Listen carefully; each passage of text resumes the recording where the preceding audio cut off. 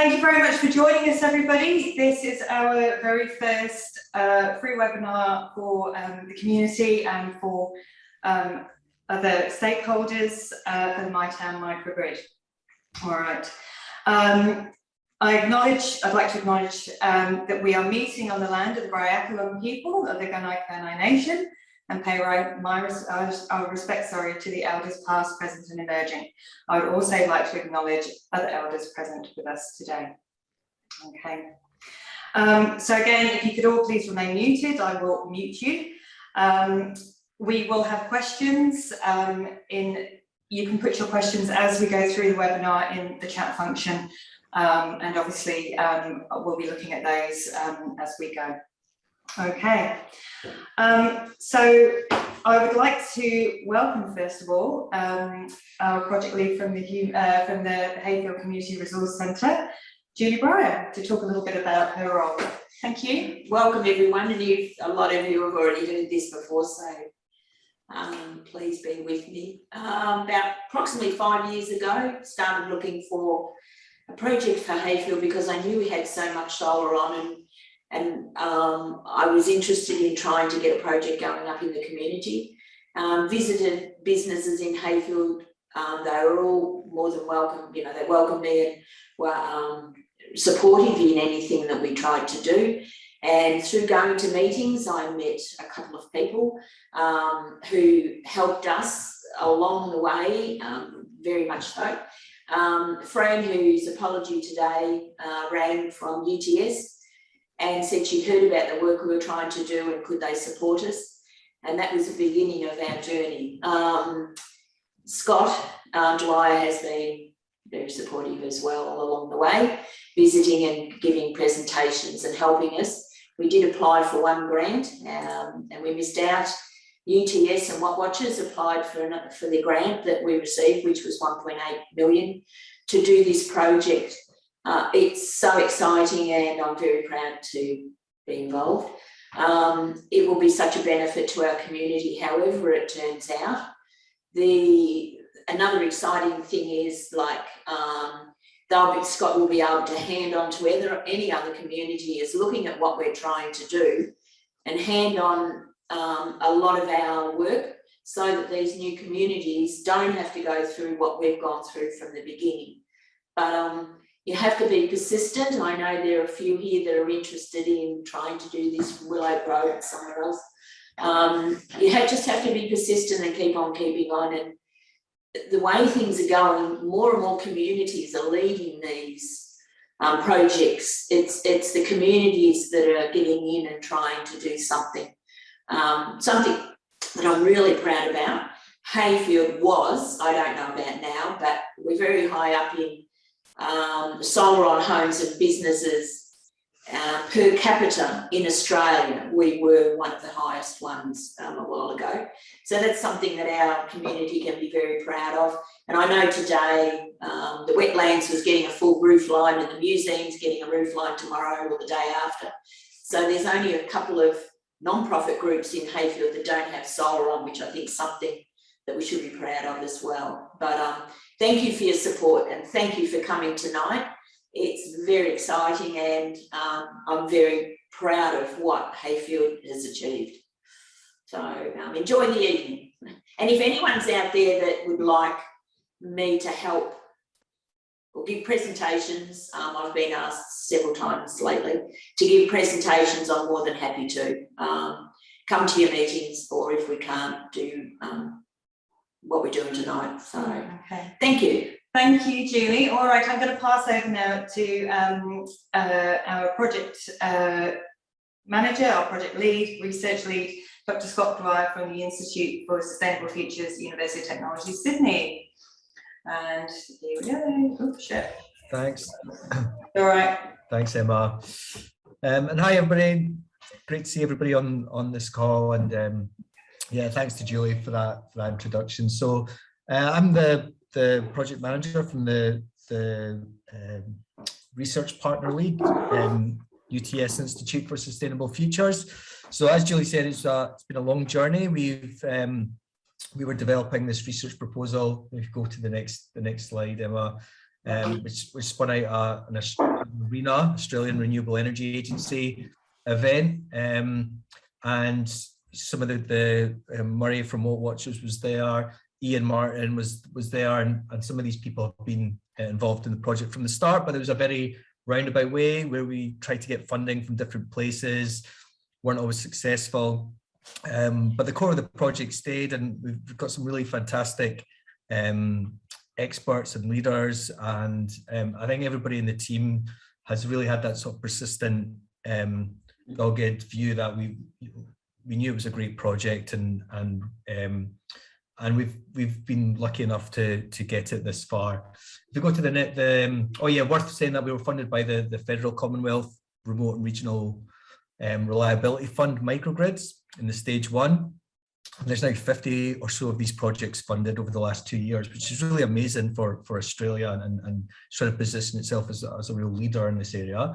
And the Latrobe Valley authorities, their Gippsland Smart Specialisation Strategy, which they've been massive help every step of the way. So thanks to both of them. Next slide. Just say that the project itself, lots of partners, network businesses, the community, industry, academia. We're trying to really understand whether a microgrid makes sense for the community of Heyfield, and if so, what might that look like? And also, as Julie said, how to make it easier for other communities to go through this process. And like it may be a microgrid, it may be something that has some of the same technologies, it may be something else that helps you get to that a future point. But what we're really looking for is how to make energy work better for the people of Heyfield. And you can see there the Wall Watchers devices, which Tim will talk to you about. I'll just finish on this one in terms of the project timeline and what it looks like. So these are some of the key aspects. So we started last year, started with some community vision setting and goal setting. So what is it we're trying to achieve? You don't say, let's have a microgrid, but do we want to our energy to be more reliable, or do we want to try and get 100% renewables or 200% renewables, or do we want to lower people's bills or reduce emissions? So we set out with that in mind. You can see 60 or so community members who turned up at that when we could still do in-person events, and there was a few delays to that, but it was really brilliant engagement there, and we got lots of good feedback. We started installing devices, and you can see there Emma getting our device of Brenton, the local installer. I think you were maybe the first to get the What Watchers device to give you a better idea about how much energy you're using. And we're trying, this is a really key stage, is to understand how energy is used in the town by homes and businesses. It's a really critical step. And then we've got this next part, which is undertaking the technical and economic assessment, understanding what mix looks good, and our colleagues in UTS are working on that, and Heather Smith as well, so we're a key role. And then we're working to develop what business models work. So how can you make it work financially? What partners do you need? And then delivering that feasibility study. So saying, look, this is the final mix of technologies. These are the costs. This is what's going to save. This is how it's all going to work. And then from this whole process, we're looking to develop toolkits and guides, and the resources to make it easier for others to follow in this path. And again, the LVA is really key in taking the materials we're developing, and making sure that they're available and useful to others. So that's the timeline of the project. Lots of it's been a journey so far. Still a fair bit to go, but it's a very exciting journey to be on with Heyfield, and we're very happy to be here with you all today. Yeah. Thank you very much, Scott. Now I am. Oh, there. Did you want? There's a couple more slides there. Oh, I mean, why Heyfield was chosen, I think Julie touched on this. So, but yeah, fantastic community engaged on lots of sustainability issues, and high penetration of solar, and a good mix of different types of homes and businesses and industry. So, yeah, that's all to say. And all is to say thanks, Emma. Okay, we've done the penetration, that's fine. Okay, thank you for that, Scott. I shall give a brief overview of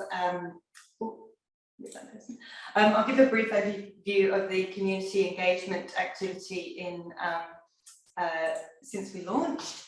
So we had a very good launch. It was very positive, and I think that was really reflective of the amount of deep community engagement that Julie had already carried out. And as we've already touched on, you know, Heyfield is a very energy aware town. So the community reference group that was recruited at the beginning of, at the end rather of 2020, they self-nominated, they began meeting, and the community liaison officers, myself and my former colleague Tamsin, began presenting to community groups. I cannot stress enough that no matter how popular you think the project that you are working on is, you need to keep restating its purpose, its scope and its goals. This is what I have learned, and amazingly, it's a feasibility study. We need to always continue to communicate that. The outcome is not yet defined. And one of the most common questions that I get is, what is a microgrid? So we try and clarify that. So at the beginning of May, we had this amazing event called a vision workshop, a highly productive weekend in between lockdowns. And it really put the community back into community energy. Community energy projects will not succeed unless you have the support of the community, obviously. The workshop was facilitated by the Community Power Agency and the Latrobe Valley Authority. And it was a great opportunity for what is a very geographically dispersed team, the community reference group and community reps, to articulate their visions, concerns, wants, and what their future energy future looks like. Site visits were conducted by the technical team, and some of that information obviously Heather will we'll go through this evening. But we discussed lots of topics from energy resilience, reliability, sustainability, safety, community batteries, electric vehicles being used as batteries, and jobs and skills development. And from that, we had some discussion around technical options as well. And one thing that the group really wanted to know about was who else and where else were these community energy projects happening. And from there, we really launched our participant recruitment process with the CRG. So again, use all forms of media. Do not ever rely simply on digital technology or social media. If you need to, and certainly Tamsin and Julie did, physically stand outside of shops and actually hand flyers to people, put up posters, talk to your community and their groups. One bit of information we got was understanding participants' values, and obviously you need to adjust your messaging accordingly. So are your potential participants, are they really into new technology? Do they want that monitor on the switchboard? Are they into energy reliability and resilience? Are they a bit fearful of change from fossil fuels and maybe going into renewables? Do they want to simply just benefit the community? Or are they actually just attracted by having a free package for the next 3 years in excess of $900 of energy monitoring? Who knows? But we used lots of different tools. And so here we are in the second half of this year, so we're into September now. We have a regular newsletter, so that's to update obviously participants and the wider community and stakeholders, of which there are a lot. And we obviously put regular updates in the Heyfield News, regional print and broadcast media. We're very much about talking to other community energy projects and networking with them. And you know, it's all about sharing, developing accessible and affordable toolkits. So if you haven't got a huge budget for your project, what can you do? Training and empowering the CRG to get the most out of the My Energy app, and obviously sharing that information with the rest of the community. Awareness is cumulative. It begins to build, and obviously we'll see more of that with our upcoming business model code sign, and obviously communicating the options and outcomes that benefit the community. And you will see and hear of more webinars and more town hall meetings increasing our energy literacy in the community. Okay, thank you for that. I will pass over to Tim, who just needs to give me his screen, or share his screen. And hopefully, Emma, that's coming through. See the deployment update. Yeah, beautiful. Thank you. Thank you. Good evening, everyone. We just wanted to also give you a quick snapshot of where we are at, given we're a bit over a year into the project, and from where we started across the life of the project. I am the program manager for What Watches, which means I'm also looking after the whole project with Scott, and responsible for managing the deployment of the devices. So we intended, where we started, our targets were to deploy to about 85 households and small businesses and the 2 primary schools that are in Heyfield. And boy, has it been an interesting year to try to roll out devices. We've dealt with, obviously with COVID. There was a large windstorm that swept through Victoria and distracted a lot of the energy industry, as well as the flood event that we can't forget in and around Traralgon that sort of surrounded Heyfield, but fortunately didn't impact Heyfield itself. So we've worked through those many disruptions, and where we are at the moment is we've just had just under 100 members from the community go all the way through the registration process and consent and sign up. There are still about 29 outstanding, so those ready to install are ones that we haven't yet gotten to, but we have completed about 54 sites with a mixture of mostly residential. We've just in the last week or so started the commercial very within the bounds of the restrictions, and we have 66 devices installed in and around Heyfield. So it's a huge shout out to the team that's made this possible, particularly Brenton Stewart and the team that he works with in Stewart's Electrical Contracting. But it's very much been delivered by a local team, working very hard in and around and respectful of the COVID-19 restrictions. The deployment is ongoing. We had intended to restart basically at the start of August, but all that has been on hold because of the Victorian restrictions.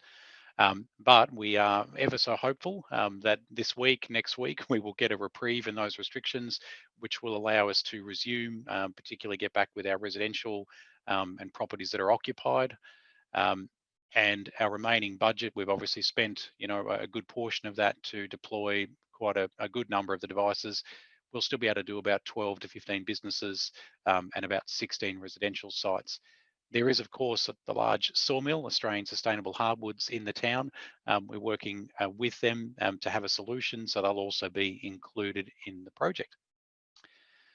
And just to give you a sense of where those devices are, because of the boundaries of the potential microgrid solution that might exist, there are a number of pins on the map there that are just sort of showing we've gone as far as Cowar to the southwest, to Denison in the southeast, up north to Glenmaggie, across to Seaton, but there's obviously a big cluster in and around Heyfield itself. So we've had to consider that the Heyfield microgrid may include a much bigger area, and thus we needed to get a selection of devices scattered throughout the community so that we have a sample of all the different types of communities from and property types, from a house within the township to a farm on the outskirts and the swirl line and all the complications and interesting situations that exist around a town like Heyfield. And this project dashboard is we'll be starting to and already are delivering some of the insights for the project. So it has been a very busy 12 months working through some complications, and we'll be available a bit later to, if there's any questions around this or further. So in the interest of time, Emma, I know that was very fast, but I'll hand back to you so we can get moving. Did very well. Okay, thank you for that, Tim. All right, I will just quickly check the chat, and there are no comments. So Heather, I'd like to introduce Heather Smith, researcher and community energy expert. Thank you very much, Heather.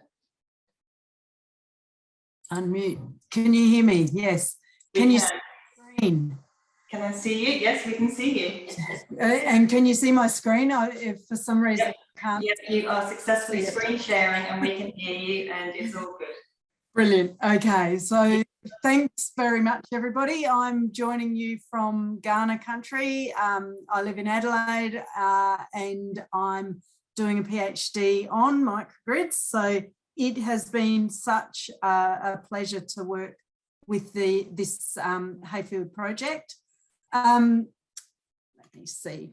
So I'm going to do a quick recap of what we did at the Vision workshop, so that the people joining us today who weren't involved in that directly can see some of the ground we've covered, plus some of the people who were involved in it can get their grey matter working again. So we looked at this whole region, and the purple lines on this map are the medium voltage system from AusNet Services.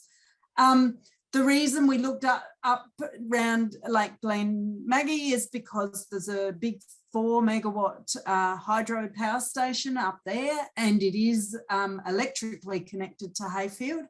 And we didn't know how far downstream from Heyfield we would have to take into account, because we haven't yet got the information from AusNet Services, but we've been working hard on that. We know much more about AusNet Services and how their data works now, and hopefully we'll get that in the next few weeks. We pointed out to people that the main supplier to Heyfield comes from Maffra. There's a big zone substation in Maffra. And then we went down to a smaller level. So we used the visit to Heyfield to do a whole lot of site visits, to talk to lots of energy users and get a feel for the place. And in terms of the ability of Heyfield to be a role model for other sites, other communities, a lot of what you do is standard. You've got lots of residential, you've got typical commercial, you've got a little hospital, you've got some emergency services. Not every town has its own mobile phone tower, but those are the sorts of things you want to keep running. But also we had a good look at the dairy loads, because that's part of your economy. That defines part of what your electricity load profile looks like. And if we're going to do a microgrid in this area, we have to take that into account. Of course, the big one in town is all your timber industry. So that really, really starts to define what the loads look like across Heyfield. But today, we're going to start from the other end. So we started at the big picture and looked down to the bit that we knew, which was the this purple medium voltage system.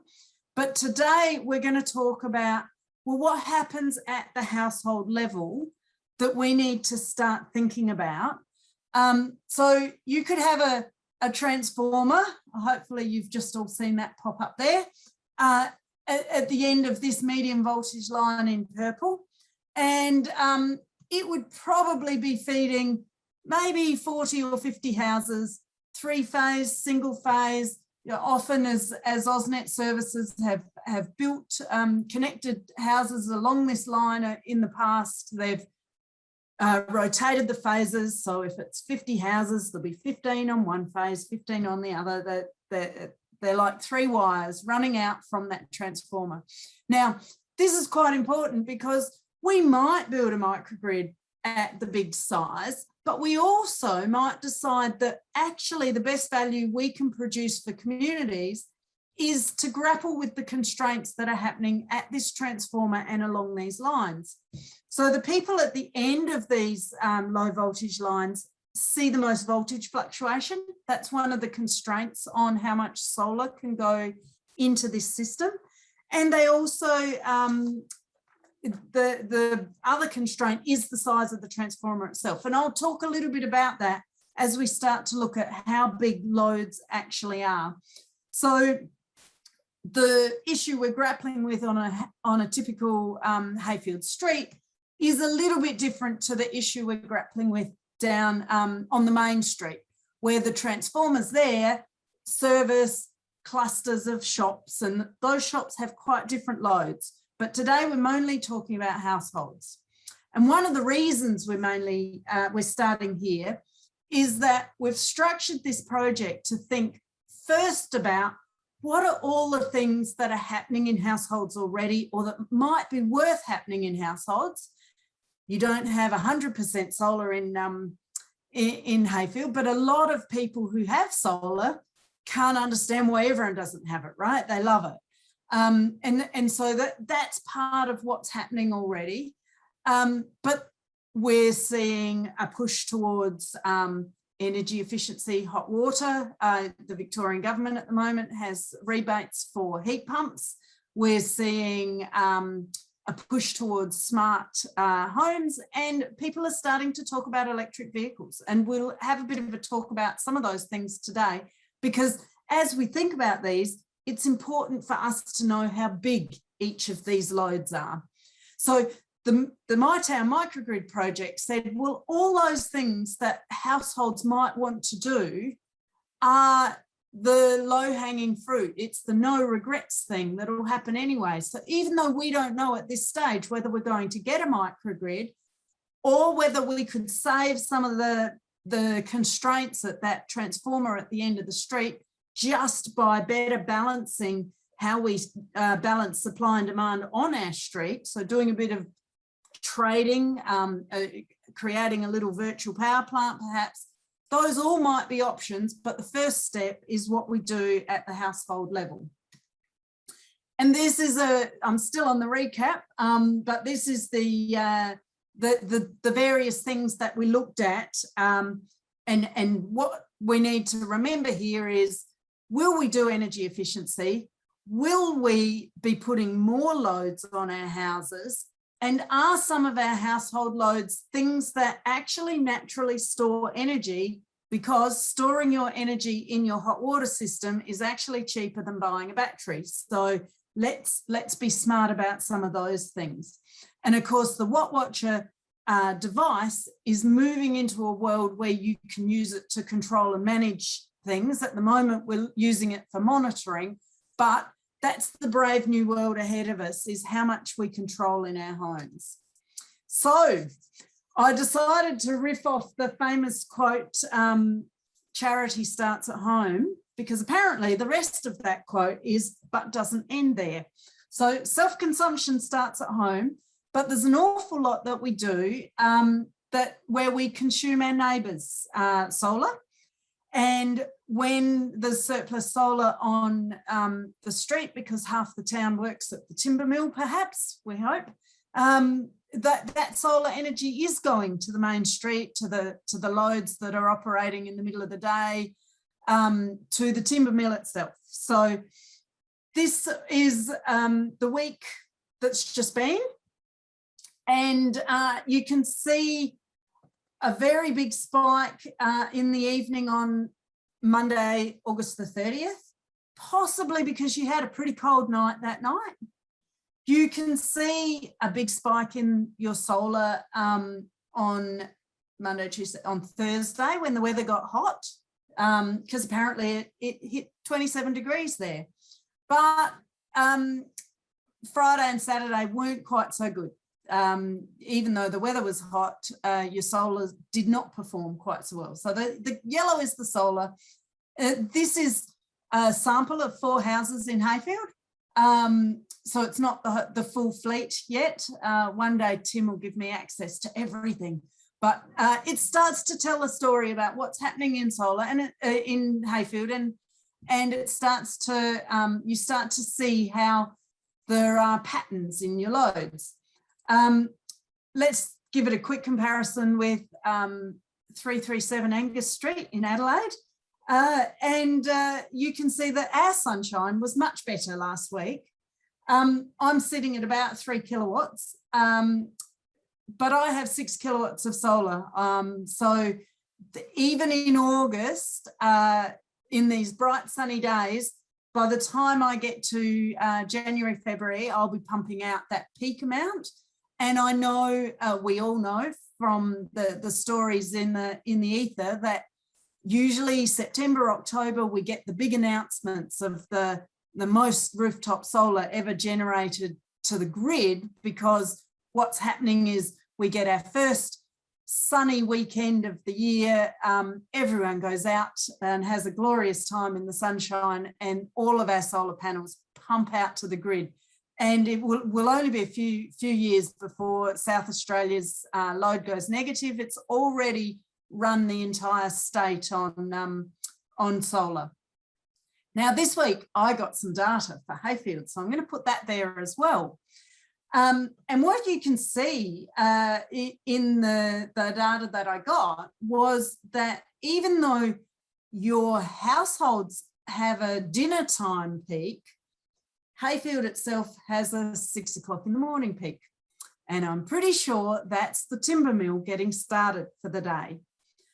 Because a few people go in, they start up the boiler house, they get everything running, and then the loads settle down. So there are your 3, 4, 5 Monday, Tuesday, Wednesday, Thursday, Friday peaks. But then on Saturday and Sunday, when the timber mill's not running, you can see the impact of Heyfield's solar energy pushing your normal. If you say your average is about 80 there, your average of 80 gets pushed right down to 20 with all the local solar, rooftop solar energy. So we'll be looking more at that data, but it's a fabulous story to be watching here. If you're keeping track of what's happening in the solar market, you'll know that prices go negative often in the middle of the day now. So more and more solar energy is not valued in the market. Surplus solar is more valuable to you than it is to the wholesale electricity market. So one of the things I wanted to touch on was what different loads you can think about at home, and you can go and look at, if you've been fortunate enough to have one of the WattWatcher devices, you can go and look and think about what is happening in your house. So there's a bunch of loads that respond to weather and daylight, and they're mainly your heating and cooling, but of course lighting is also there. You know, lighting's mainly on. This is a house that we've monitored for a long time in Adelaide. You can see a lot of their first lighting circuit, this orange one, only comes on in the evening. And this load profile looks quite similar to Heyfield's load profile with those 4 houses. You know, very much in the evening is where the heavy loads are, little bit at breakfast, little bit of a peak at breakfast time. And this house, you can see, seem to have a habit of putting their dishwasher on at midnight. So that's what's happening across the year there. Air conditioning, even though it is a very spiky load, because I've averaged this across the whole year, you can see that mostly this place runs its air conditioning in the evening to cool down or heat up. And so that's where it sits mainly in the load profile. Now, I'd like to bring your attention to the numbers on the side here. So I asked before what size people's households are, what size people's solar systems are. There were a number of 3 kilowatts, some 5 kilowatts, 6 kilowatts. This house on average is using, well, we could say even 200 watts, you know, 0.2 of a kilowatt. And even on average at its peak, it's only half a kilowatt.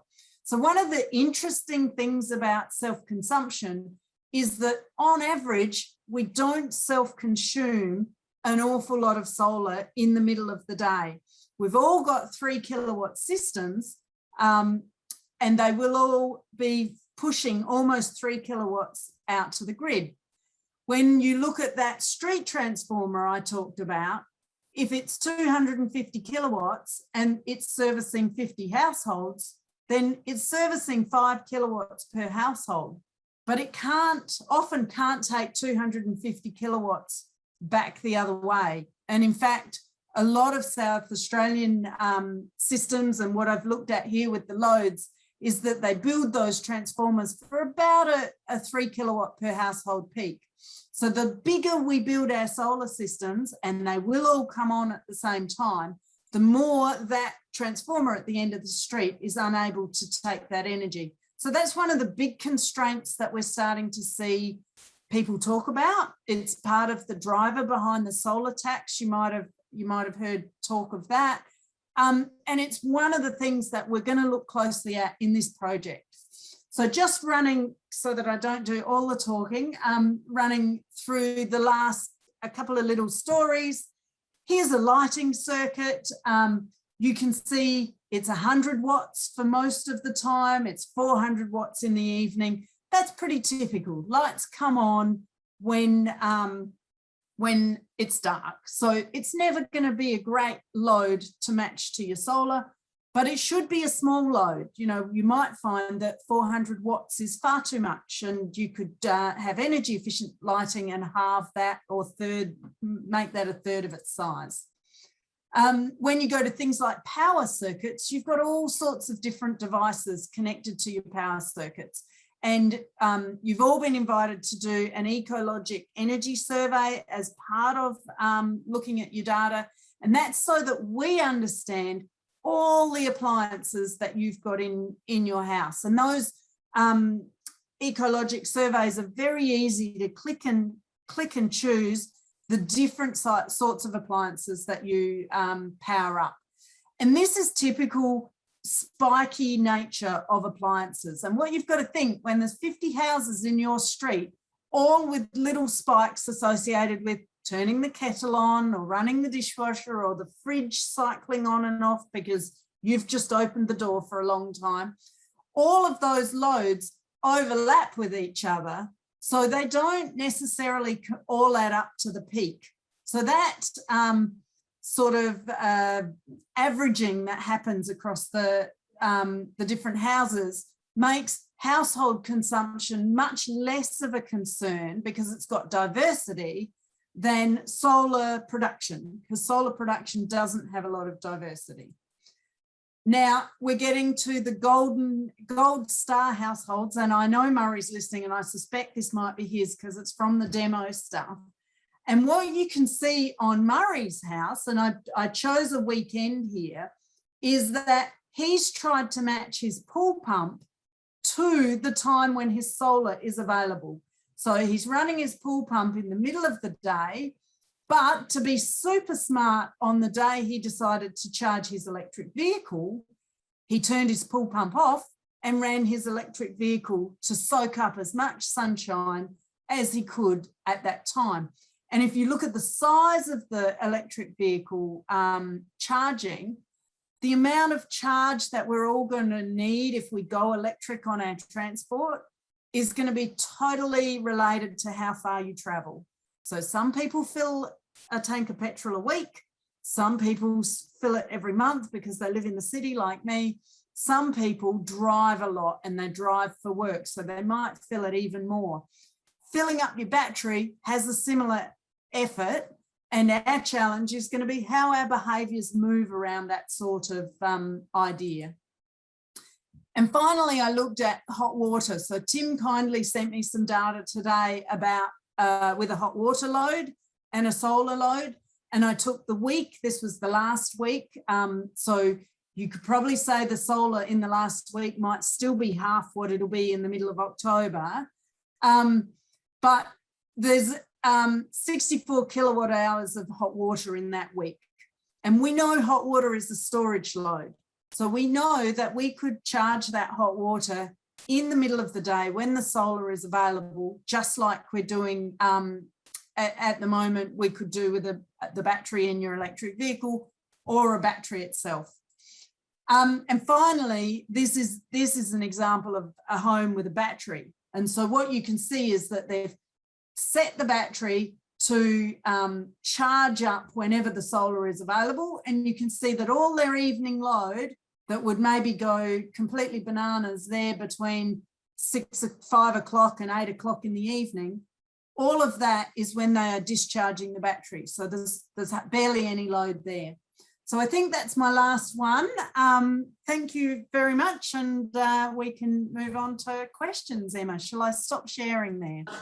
That would be great. Thank you, Heather. That was brilliant. That was super informative. Now, I'll just get into your questions because there are a few comments and questions there. Okay. Tim and Scott, is there anything that you would like to clarify at all from your presentations?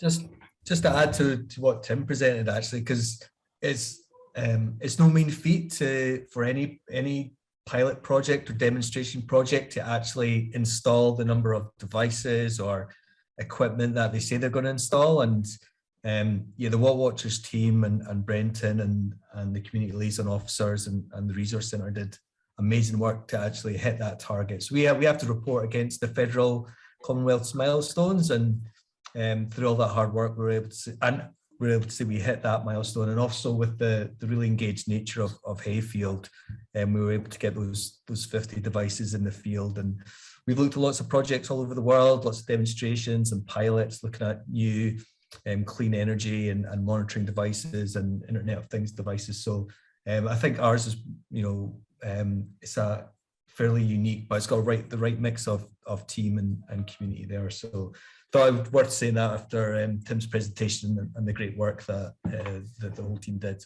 Yeah, fantastic. I agree with that. Okay, so we have a message from Andrew Armstrong, I believe. Andrew, yeah. Okay, this being a feasibility study, fundamentally, how should ash be taken as to their demand and potential contribution to the final solution, i.e.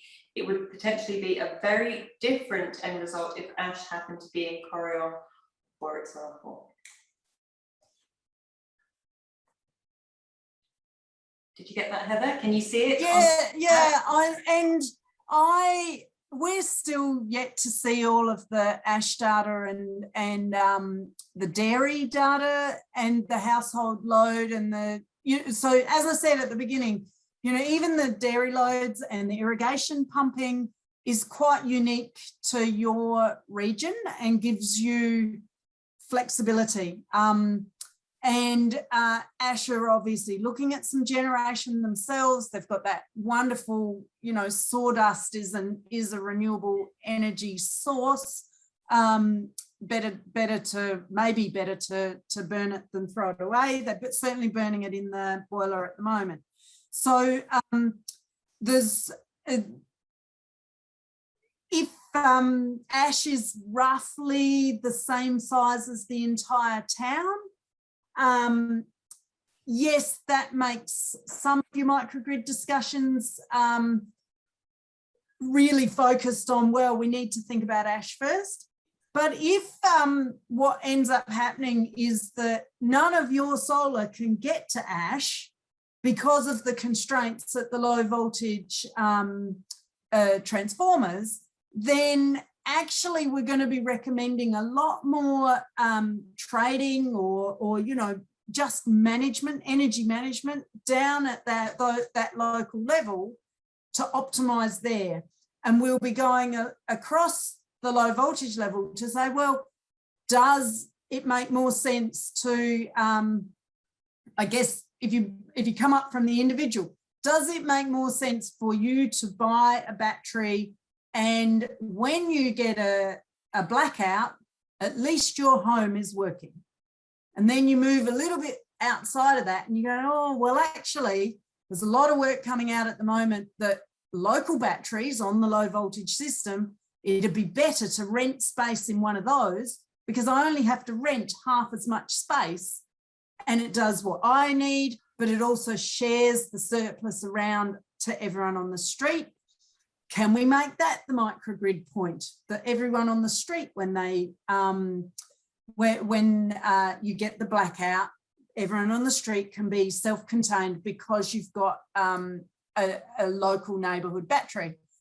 And then you move out a little bit further and you go, actually, the thing this town needs when there's a blackout is some of our shops, our mobile phone tower, our pumping for the town water. And so all of those discussions are yet to come when we get our models up and working and start to think about, right, what are the different ways that we could serve those core needs of community resilience, community economy. There's a looming question here about if we do build a lot more solar than we need, can we use it for our own economic advantage, right? So all of those things will come through. But first, we all have to learn what solar self-consumption means. Thank you very much. Okay, next question. Peter, you've come up with hot water question mark. Is there anything that you wish to expand on that, or is that about hot water being a storage load? No, I think that got brought up there just a minute ago. It got mentioned, All right, that's it's not fine. covered. That's Emma, great. there might be an opportunity to expand on that because I think there's a theme of questions around hot Yeah. water, and certainly one of the last ones I saw there in the chat was around, you know, are batteries our best storage of energy? And it's early days in processing the data, but it's already apparent that there's excess solar in the participants that we're monitoring, Yeah. and that there are hot water systems that are, it does appear there's a number of people that have replaced the old traditional overnight storage hot waters that use a lot of energy with heat pumps. So all these data nuances are coming out where you can see someone's heat pump come on at midnight and run for 3 or 4 hours. Those are loads that could be moved to 1 o'clock in the day underneath the solar curve. There's also still customers that have the traditional electric storage. Again, those could be moved. So I think that these are the options that we're working through, but there's certainly some early evidence that there are forms of storage, and this is what Heather's alluding to as well, around self-consumption and using as much of that solar energy within your own home first, then ideally within the community before it perhaps goes out to the wider grid. And well, it's changed. Some people have gas instant and different technologies, but you know, more than half of the homes have a form of hot water, which is a very simple form of energy storage, and you know, it doesn't require the expensive batteries. It's an interesting when we get in further into the economic, because this is a techno-economic feasibility study, that the cost to heat hot water is cheap because it's on the night rate. So there's interesting elements at play, but one of our insights that we have already from one of our data tools is that essentially from our participants, because we're not monitoring all of Heyfield, and Heather's got some of the bigger data, there's excess solar between 9 and 4, and we're not even in the, you know, in the summer peak, and that is energy that could be being stored somewhere or being used somewhere else. And Heather, do you want to chime in there or follow on? Yeah, I was going to say there's a collective challenge here. So, you know, if everyone sets their hot water to come on as soon as the sun starts shining in the morning, they'll have it all used, all the solar used up, and then suddenly we'll have surplus solar at 2 in the afternoon or 12 at lunchtime or whatever. So it would be far more efficient or better planned, I guess, if people's hot water systems come on at different times. That's something we're going to have to think about as a whole society. This is not just for Heyfield. This is as the electricity system tries to best manage everybody's loads and the biggest price value issue out there is matching supply and demand. There are some others, like being able to operate when there's no electricity, so standby energy and power quality and being able to respond to sudden changes in the system. But the big one that we should all be looking at first is matching supply and demand. That's where the value is. And so we're going to have a surplus in summer, but maybe wind power will be our main source of cheap energy in winter. And so our systems will need to soak up surplus solar in summer, but soak up surplus wind in winter and be that sort of, have that sort of smartness about them. So I think that there's a long way to go in understanding what's the best way to do this. And this project gives us a really good opportunity to explore some of the edges of our ideas and what could happen. All right. So for those, obviously, if you are watching the chat, Sally submitted a question. Would you say that the data thus far is saying battery storage looks to be the most efficient way to capture, store and use solar?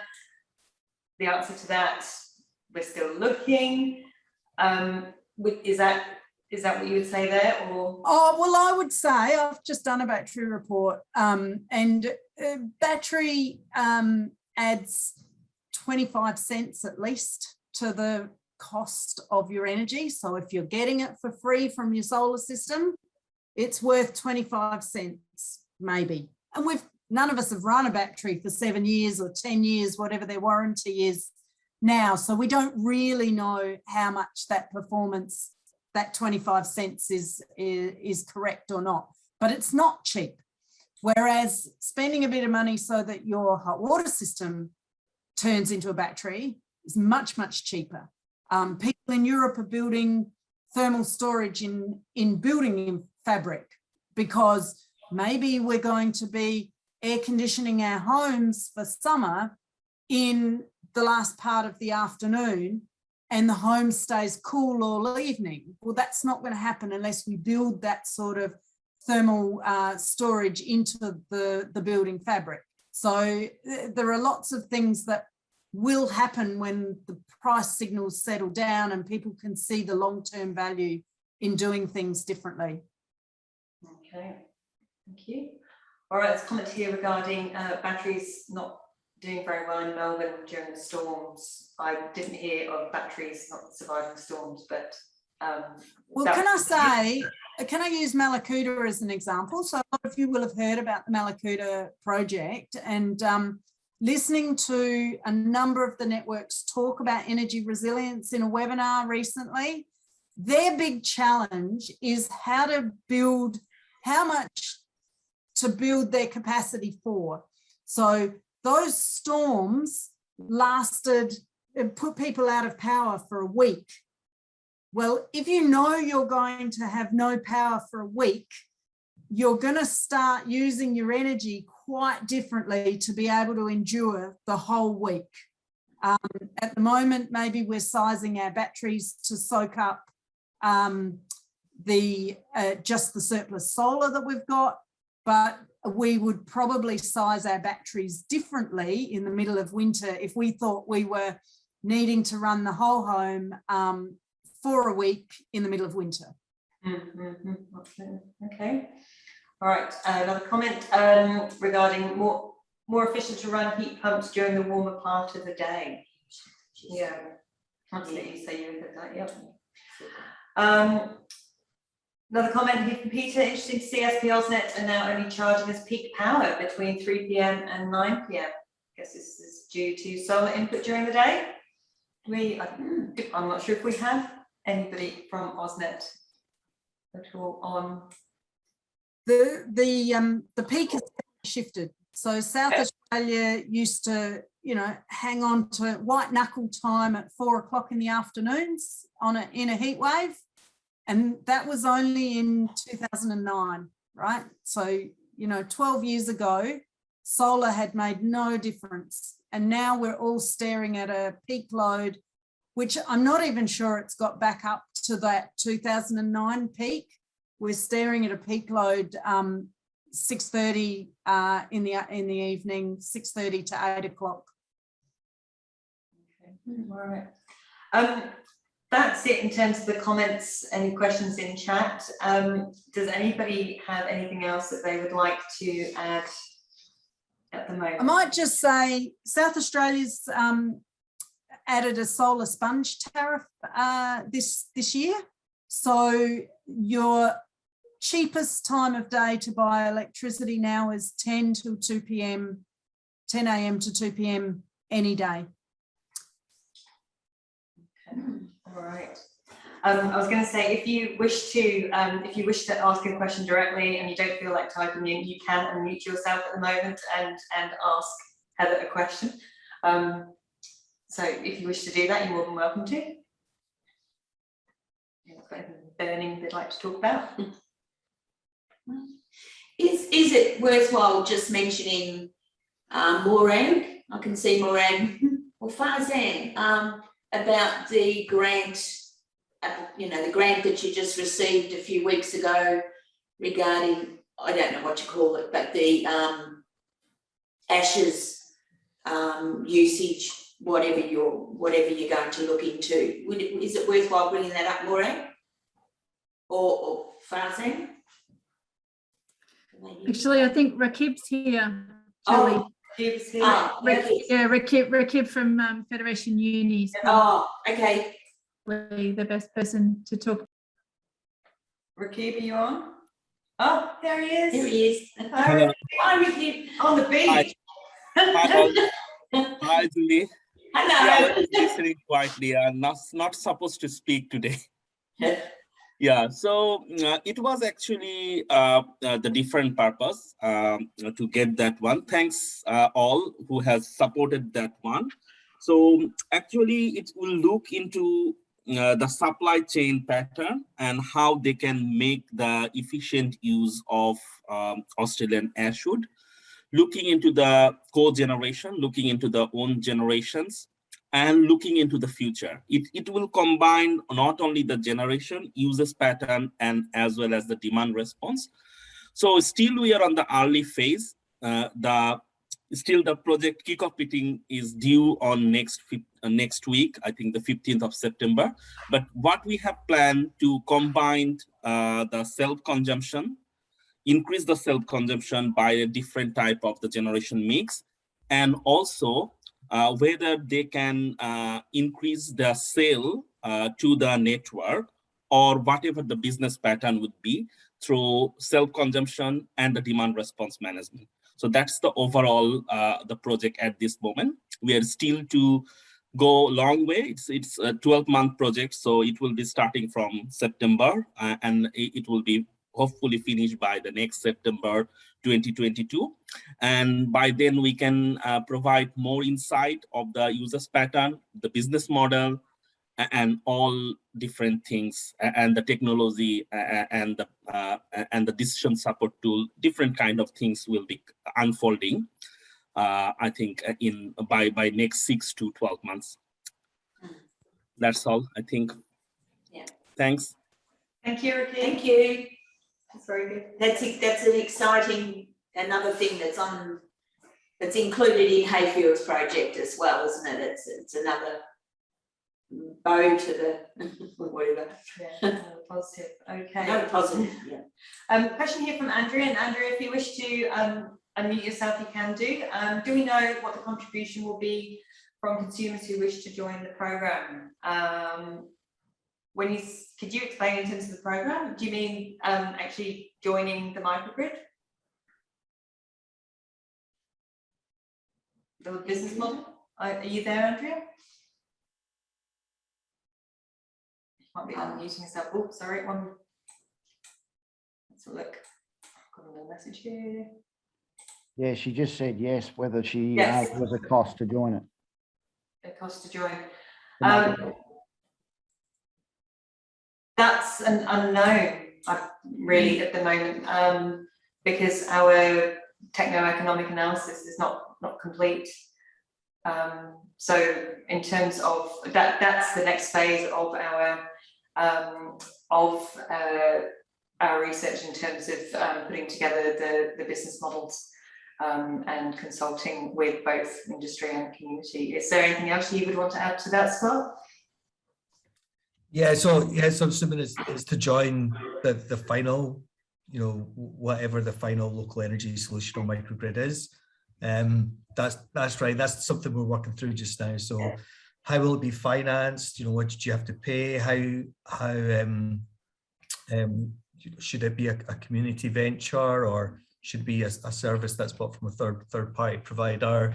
And also what the likely savings that each house would have? Should it be financed over time from the energy bill or from some other way? So there's a really good question and something where we'll be working through. Okay. All right, so I hope that answers that. There's been some exchanges around batteries between Sally and Murray. So two-way charging, Murray, from What Watches, did you wish to unmute yourself and talk a bit more about two-way charging from vehicle to home to grid? Do you want to add anything to that? Yeah, I can reveal myself. You're almost, that's okay. That's better. Yeah, look, I've actually just in the last few days got the first full 12 months from our house of having an electric vehicle and solar. So I've got data through all the seasons and that. And, I've constantly thought about whether we should have a battery. But what I discovered is on our solar generation, whether we used it or it went out to the grid and our neighbours used it, we're actually net zero emissions for electricity for running the house and the car. So, you know, I think, well, that's great. Would I want to spend another $10,000 to have a battery to make it perfect? And I think a lot of this is kind of 80-20 stuff where, you know, the old don't let the perfect get in the way of the good. And so I increasingly feel it's just not justified to do a home battery, particularly when there are viable options, community level batteries and electric vehicles coming through very fast. And the capacity of the batteries in electric vehicles is huge. So, you know, the perfect scenario, and Heather was sort of mapping this, you've got all this abundant free or low cost solar in the middle of the day. You want to get that into electric vehicles in the middle of the day when it's there, and they go home, and instead of plugging in to charge, they plug in to discharge into the evening peak, and then you cover that. So that to me, it's kind of like the logic, and if you try to do this in an economically efficient way across, you know, a massive system, that's a better pathway.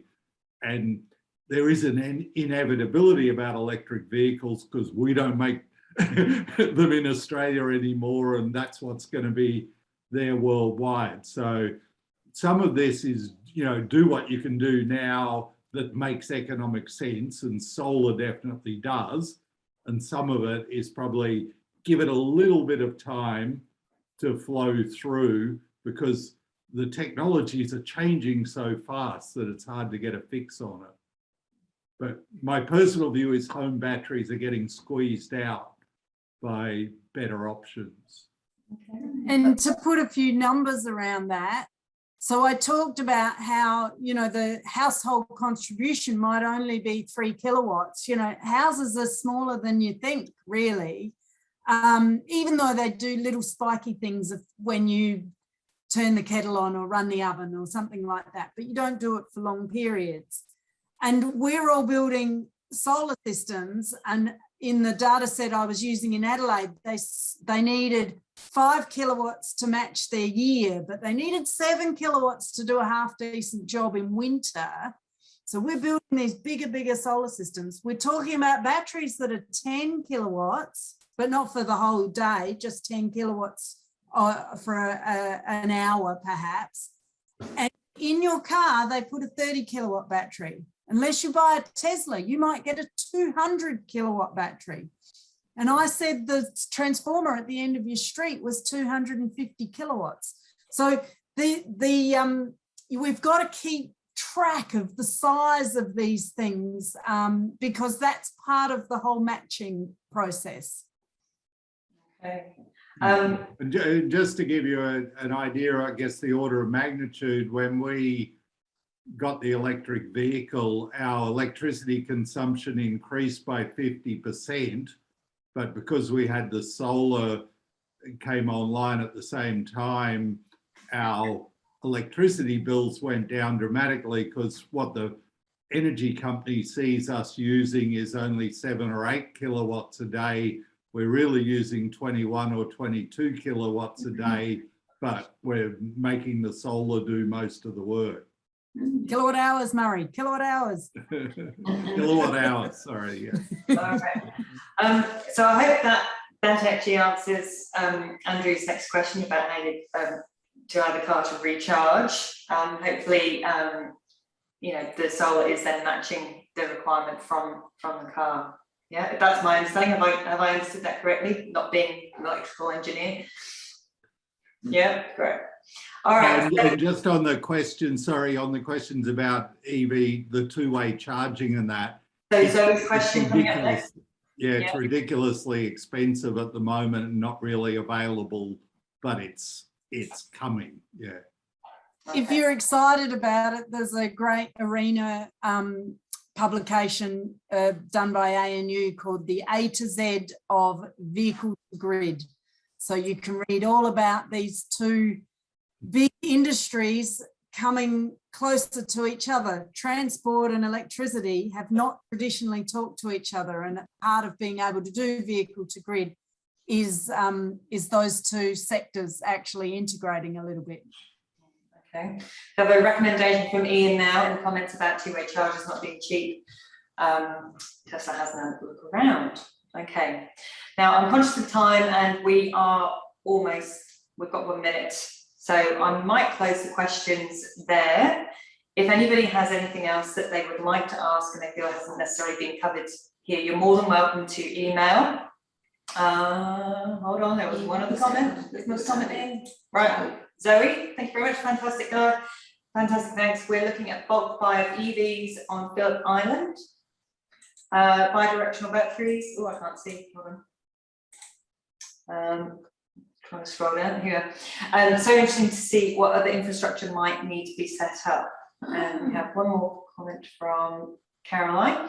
Super information and very exciting presentation. Members from the town of Willow Grove are listening, and we are very interested in finding out how to get the balls rolling in our town too.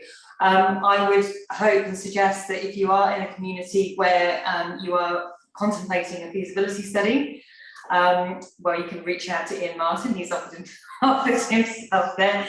But yes, please do contact us, because this is what we are wanting to do. We are wanting to network with other communities and share our knowledge and our practice as much as we possibly can. Okay, right, I am going to, it's 8:40 on my clock, I'm going to end it there. I would like to thank Heather for giving us a fantastic presentation. I'm one of Heather's biggest fans. She never fails to impress, I have to say. I'd like to thank Scott and Tim and Julie for presenting, and everybody else for attending. We will be sending out the recording via email, and like I said, it will be available to the wider community as well. We will have more webinars and topics. They will be chosen as we move through the project, but obviously if you've got any requests or anything that you're really excited about or interested in, then please email us. We have a Facebook page, which you can look up at Heyfield Microgrid. So please like us, follow us. We do share articles of interest and other items of information there, and obviously we promote our webinars and community engagement activities like that. And obviously if you'd like to subscribe to our newsletter, you can do so by going to, we have a microsite within the Heyfield Community Resource Centre website. And I believe we will be making our slides available. So if there's anything that you weren't quite sure about, then you can follow up on that. If you need any further information, you can email us at info@mytownmicrogrid.com.au. All right, thank you very much. Really enjoyed it, and we will end there and hope to see you all again soon. Thank you now. Bye. Good night. Thank you all. Thank you. Bye. Well done. Thank you.